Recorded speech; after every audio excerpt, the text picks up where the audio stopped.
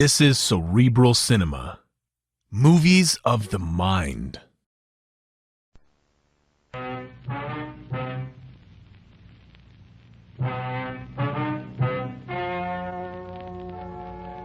Ladies and gentlemen, the story you're about to hear is true.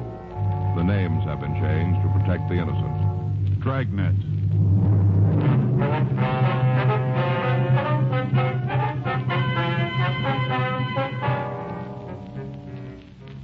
You're a detective sergeant. You're assigned a robbery detail. For the past 10 days, a gunman has been terrorizing the downtown area of your city. You know he's armed and dangerous. Your job? Stop him.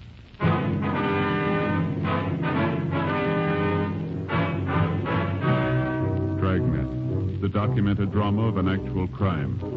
For the next 30 minutes, in cooperation with the Los Angeles Police Department, you will travel step by step on the side of the law through an actual case transcribed from official police files. From beginning to end, from crime to punishment, Dragnet is the story of your police force in action. It was Tuesday, October 5th. It was raining in Los Angeles. We were working the night watch out of robbery detail. My partner's Frank Smith. The boss is Chief of Detective Stad Brown. My name's Friday. I was on my way back from Metropolitan Division. It was 7:56 p.m. when I got to the City Hall. Robbery squad room. Hey, buddy, you didn't have to make a special trip in to bring the tie. Well, I might have forgot it tomorrow and left it in the car again. Here you are. Oh, thanks. Hey, the card's still in the box. You want it? No. Hey, look at this. Real pretty. Go good with my brown suit. Real silk, too, huh? Mm-hmm. That's a pretty clever idea, putting a name on a tie like that. Don't you think? Yeah. Hey, I used to do the same thing with ink and paper when I was a kid. You know, put a gob of ink on the paper and then fold it over. Mm-hmm. I got some pretty weird-looking pictures. This name business makes a nice, neat tie pattern, don't you think, Joe? Yeah, if you don't mind the switch. On the name, you mean? Yeah. No. Unless you're looking for it, you wouldn't know it said Joe Friday. Here, take a look. See? This is how it's going to be when I'm wearing it. It's kind of hard to see. Yeah, well, as long as you're satisfied, you're the one that's going to wear it. Well, sure. Looks great to me. Of course, if you're going to turn your head sideways and read it, then you can see it says Joe Friday, but I don't think people are going to go to all that trouble. You think so? No, I don't think so. Did you talk Stoner? Yeah, says they'll meet us later. All right, better get going, huh? Yeah. Want to get your coat? It's coming down pretty hard out there. Right. You think it'll keep the suspect inside? I don't know. It isn't going to work for us. Hot shot, I got it.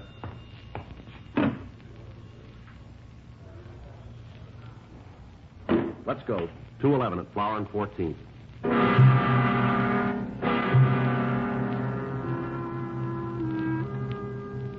Frank and I left the office and drove out to the address. It was a small neighborhood liquor store. In spite of the heavy rain, a large crowd had already gathered in front of the place. We parked our car and tried to get into the store. Let us through here, folks, please. Now, stop pushing. There's no reason to give you a special pass. Police officer, let us through. Oh, I'm sorry. I didn't know. It's all right. Let us through here. I've been around, seen a lot of tough guys, but there was something wrong with this fellow. It's back there, Joe. Now. You call the ambulance yet? Can't we do something for poor Claude? Don't just let him lay there. You from downtown? That's right. Friday and Smith Central Robbery. Did you answer the call? Me and my partner. Is that him outside? That's right. Did you get a description? It's out. Okay. Ain't anybody going to ask me what happened? Yes, sir. Just a minute, please. Seems all you fellas are interested in is what the guy looked like. Don't nobody want to know what happened? Yes, sir, we do. If you'll wait just a minute, please. No choice. Anything more I can do here? No, not right now. Okay. I'll be outside if you need anything. Right, thanks. All right, sir, you want to tell us? About time. What's that?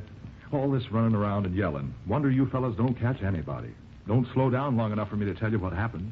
Uh-huh. You want to go ahead? Worst thing I ever saw in my whole life. Most terrible. Yes, sir. Were you alone in the store when the shooting occurred? No. Well, who else was here? Claude, Anita, and me. Claude's the victim, is that Yeah, right? yeah. That's him there. Yes, sir. Don't you think somebody ought to do something for him? Seems like the ambulance ought to be here. Well, he's dead, sir. Claude? That's right. You've got to catch the fellow who done this. Most brutal thing I ever saw. No reason for any of it. That guy was off his rocker. You mentioned somebody named Anita. Is she still here? Yeah, in the back room. She wasn't feeling too good. Almost scared her half to death. Went back there to take an aspirin and lay down, scared. I wonder if we could talk to her. You have to? Yes, sir. Okay. I'll go get her. You just wait here. Anita? Anita? It's me, Hanley. Can you come out? Policeman. They want to talk to you. We don't like to bother you, lady. We'll try to be as brief as possible. It's all right. Would you give us your name? This is Miss Anita Blaine. I'm Hanley Dawson. I don't think you told us your names. Miss Frank Smith. My name's Friday. Hello. How you doing, ma'am? Is there anything we can get for you, Miss Blaine? No, I'm all right now. All right. Would you tell us what happened? We was back of the counter playing a game of cribbage. You and the victim? Yeah, me and Claude. His full name's Claude Langford. We was there playing the game. Were you in the store at the time? No, I came in later. I'm trying to tell you in the right order. Can't do it if you're going to keep interrupting. All right, you go right ahead. Oh, we were having a good game. Claude was ahead, already made the first turn. Oh, my crib and I really had a good hand. Might have caught him. Yes, sir. We was just about to play the hand when the door opened. Kind of surprising. Why is that? Didn't figure anybody'd be out on a night like this. I see. It was this young kid. All right, go ahead. Come in and ask me where we kept the canned nuts. You know, cashews and almonds. Yes, sir. Pointed it out for him, and he went over to have a look. Mm-hmm. Claude and me started back to the game, but the kid found what he wanted, and he come up to the counter. All right. I got up to wait on him. Handed me a $5 bill for 2 cans of peanuts. Yeah. Opened the register to get change. That's when he pulled the gun. Well, where'd he have the gun? In his overcoat pocket. It was funny, though. And not funny, ha-ha, but funny. Odd. You know? How do you mean that? Well, you know how most raincoats have a little slit in the pocket so you can reach into your pants pockets without unbuttoning your raincoat? Yeah, I know what you mean. Well, the kid unbuttoned his coat and reached right through the slit with the gun. Kind of like this. You see? Yes, Mm-hmm. sir. Now, what did he say when he showed you the gun? Like this. This is a stick-up. Keep your mouth shut and you might not get hurt. Might. That's what he said. Mm-hmm. What happened then? Told both Claude and me to come out from behind the counter. Said for us to lay down on the floor. Yeah. We did like he said, you know. There was just something about that kid, so you had to go his way. Mm-hmm. He made us lay down right there, where Claude is now, on our stomachs. Yeah, what happened then? Went over and took the money out of the cash register. Then he really got sore. I thought he was going to explode. Why, do you know? Wasn't much for him to take, only about $25. Guess he expected more. I see. He come over to where me and Claude were on the floor. Told us to take the money out of our pocket. Stood there with a gun pointed right at us. He was mad. Mm-hmm. You did what he said. You just bet we did. I only had about $6 on me. Gave it right to him, though. Yeah. That's when Anita here come into the store. Just walked in, like a rabbit into a fox's trap. That's right. I didn't have any idea what was going on. Couldn't you see through the door? I guess I should have, but it was raining so hard I didn't take the time. Glass was kind of steamed up, too. Made it tough to look in. I see. Well, what happened when the hold-up man saw you? He told me to keep my mouth shut, not to make a sound, and get down on the floor. Just like us. Mm-hmm. He grabbed my purse and took the wallet out, went through it and took the money. How much was it? Just a couple of dollars. I came over to get a bottle of wine, and I only took what I needed. All right, you want to go on? He started on Claude. Told him to empty his pockets. Yeah. Claude didn't take too kindly to the way this fellow was acting.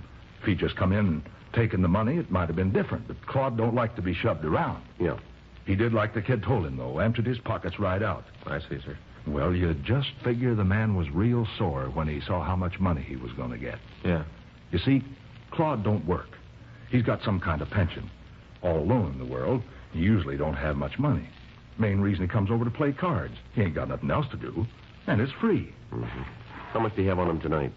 37 cents. Kid saw that. I thought sure he's going to kill us all. He sure acted like it. Then he figured maybe Claude was holding out on him. Told him to turn his pockets inside out. He did like he was told. Yeah. When he did, something fell out of his pocket. A coin hit the floor and rolled around, disappeared under the counter over there. The man with the gun saw it and got real mad. Said Claude tried to get away with something. Said for him to go pick up the coin. Claude told him if he wanted it that bad, he could get it himself. Yeah. Fella just looked at Claude for a minute, and then put the gun right against his head. Right here, see? Didn't say a word. Just pulled the trigger. He was crazy. No reason for it. Claude must have been dead when he hit the floor. Just brutal. What did you do then? Ran outside. Did you try and follow him? No, sir. Me and Anita were trying to see if there was anything we could do for Claude. Did the man get into a car, do you know? I didn't see. Might have, but I didn't see it. Did you hear a car? No. Uh-huh. Have you ever seen the man around here before? Not that I remember. A lot of people go by the door. Hard to pick one, make it stand out. You'd know him again if you saw him, though, would you? I think so. I would. Ma'am? Never forget the way he looked at me. Like some kind of animal. I see. Something about his eyes. He looked crazy, real wild. Well, how do you mean that? Well, he wasn't looking right at us. Like there was somebody standing behind me. He was looking at them. He couldn't focus, you know. I know what you mean. Say, did you see the coin that Langford dropped? No, just heard it hit the floor. Uh-huh. Find it? I think so. Look, sure doesn't make much sense. Take a look at it. Well, What is it? streetcar token.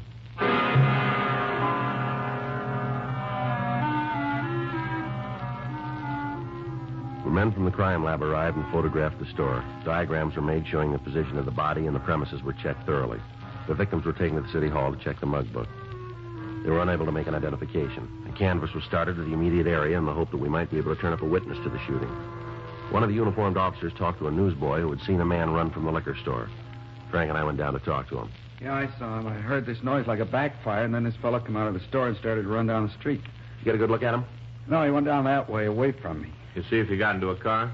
No, he ran around the corner. I didn't think a lot about it till after the whole thing was over. Could you describe him for us? No, I just got to look at his back. Nothing about that'd stand out. Uh-huh. You might talk to that girl, though. What girl? Well, when the fellow ran out of the store, he almost knocked her down, ran right by her. You know who she is? Not right out. Sure feel like I do. What do you mean? I see her every week. Where's that? Home every Saturday night. What's that? She's on television.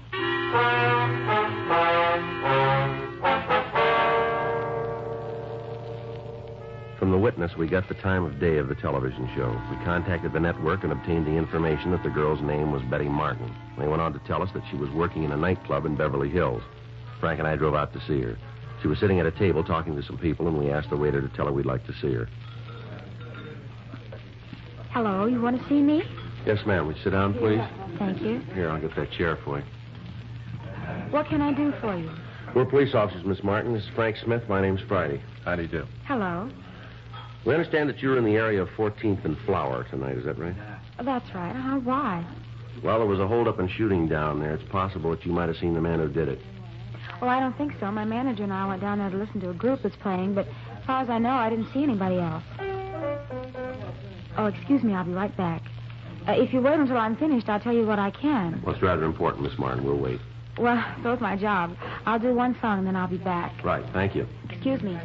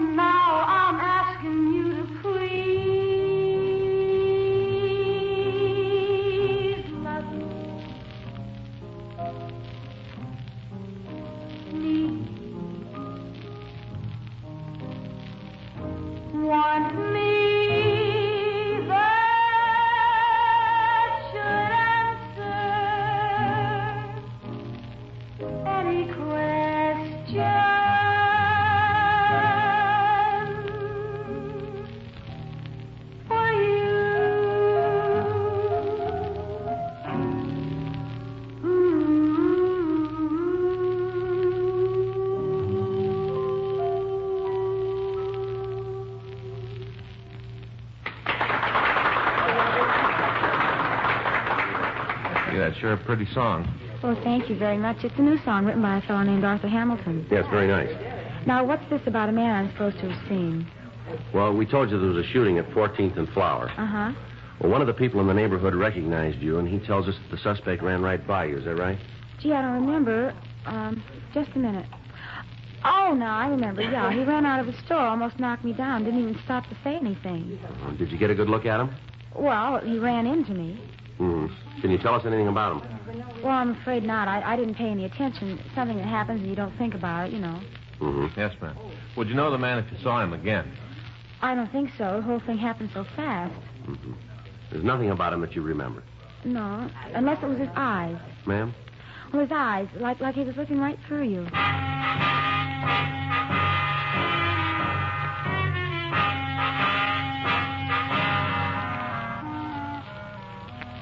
11:46 p.m. Frank and I went back downtown. The search for the killer had spread throughout the city. Additional units from all divisions were called in to help. From the description given us by the victims and witnesses, it appeared more than likely that the suspect was a narcotics user.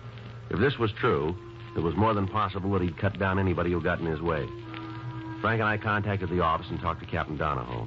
He'd taken over the search for the gunman. Because it was impossible to cover all of the liquor stores in the area, it was decided to ask the owners to close. Frank and I were assigned to places along Vermont Avenue. The first 6 stores we contacted cooperated. By the time we got to the 7th, the rain had stopped. We parked the car in front of the place and walked in. At first, there was no one in sight, but then in the storeroom, we found the owner. He was lying on the floor, his head buried in his arms. You go away. Leave me alone. You all right? I am now. I want to stay that way. Now, you get out of here. Look, we're police officers. What's the matter with you? Now, don't try that with me. I know who you are. You got all the money. There's no more to take. Come on, this is no joke, fella. Now, listen. I remember what you said. I ain't going to get up from here for another 2 minutes. I can see my watch. Still got 2 minutes. Come on, get your head up from the floor. You can see this card. Huh? It's an identification card. Here, see it? Are you sure? Well, you're looking at it. Now, look, if this is a joke, I'm not going to like it. Come on. Don't worry about it. Now, get up. Come on. Oh, it's about time you got here. It's a terrible thing when a man's robbed in his own store and nobody's going to take the time to protect him. You were held up tonight? Yes, sir, not more than 3 minutes ago. Guy left. He told me to stay where I was for 5 minutes. What did he look like? Huh? The man who held you up, can you describe him for us? Yeah, a young kid, just out of his teens, roaming around the streets, threatening citizens. You cops ought to do something about it. What did he look like? Well, he was dark, black hair, black eyes, wildest looking eyes you ever saw. One look at him, and you knew he meant what he said. Stay put, and I did. I'll call him. All right. What's he going to do? Put out a broadcast. For the hold-up man? That's it. Well, I don't want to tell you your business, but it sure seems like a waste of time. What's that? Well, if he hears it, he ain't going to give himself up. The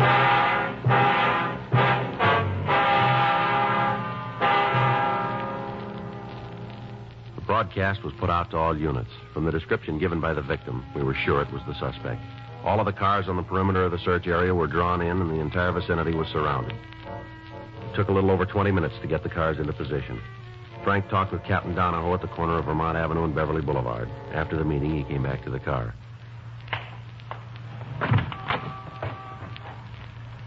Well, that does it. Yeah? Area's secure.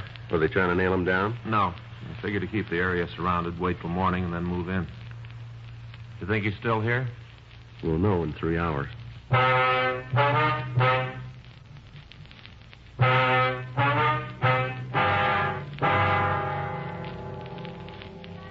The preliminary search of the neighborhood netted nothing, and the area was secured for the night. The rain kept up. All officers involved in the operation were kept on duty. At 6:20 a.m., the circle began to tighten. House by house, the space where the killer could be hiding was eliminated. All cars into and out of the area were stopped and searched. 7:15 a.m., the perimeter began to narrow. At 8:46 a.m., a call went out to all units. All units on special detail in the vicinity of Vermont Avenue and Beverly Boulevard. Regarding the suspect wanted for murder, possible suspect believed to be in the vicinity of Vermont and Catalina Street. Attention all units. Special detail. Regarding the suspect wanted for murder, possible suspect believed to be in the vicinity of Catalina Street and Vermont Avenue. That's us. Yeah. Be a break if it's him. Right. All units on special detail in the vicinity of Vermont Avenue and Beverly Boulevard. Regarding the suspect wanted for murder, possible suspect believed to be in the vicinity of Vermont and Catalina Street. Attention all units. Special detail. regarding the suspect wanted for murder. Possible suspect believed to be in the vicinity of Catalina Sure Street doesn't make and sense. Vermont Avenue. Why do you kill a man for a streetcar token?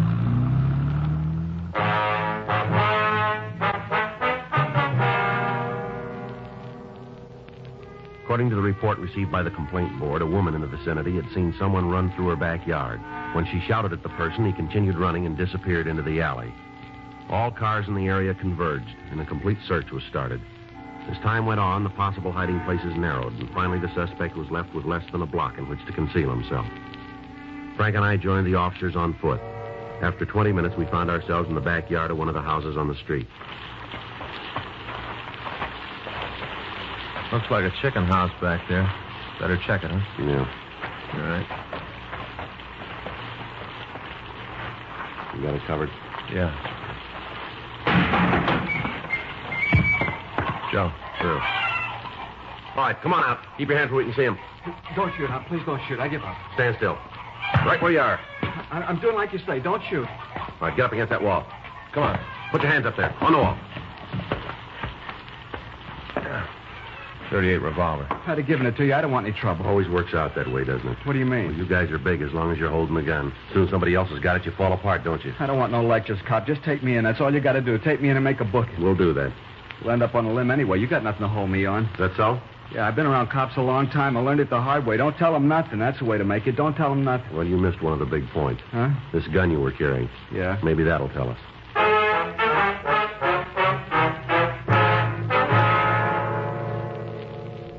The suspect was taken to the city hall. He was mugged and fingerprinted. From his prints, we identified him as Max Hanford.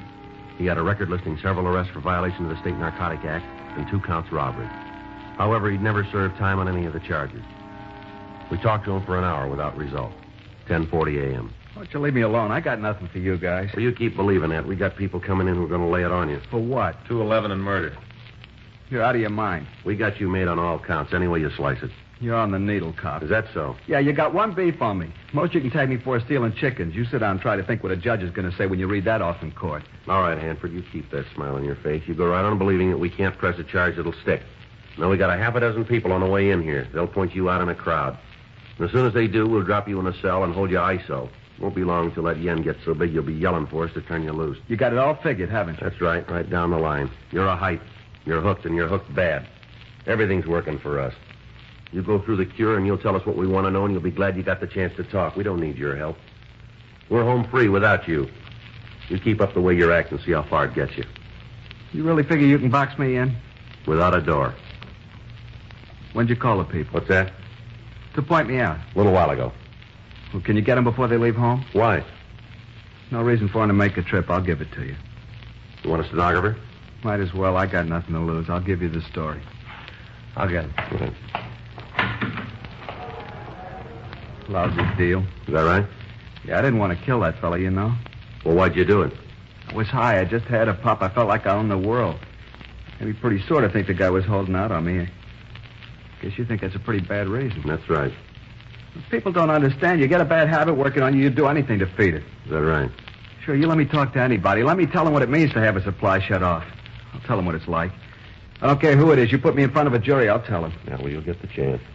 I'll tell them it wasn't my fault I got hooked on this stuff. That's why I did it. I'll tell them. Well, while you're at it, you can tell them something else. What? Why you started taking narcotics.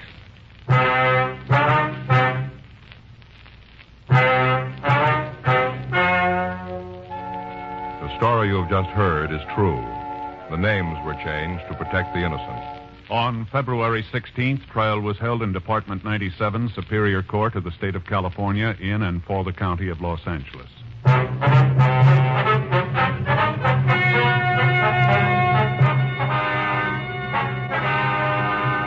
Max Gifford Hanford was tried and convicted of murder in the first degree and received sentence as prescribed by law. Because the jury failed to return a recommendation for clemency, he received the maximum sentence and was put to death in the lethal gas chamber at the State Penitentiary, San Quentin, California.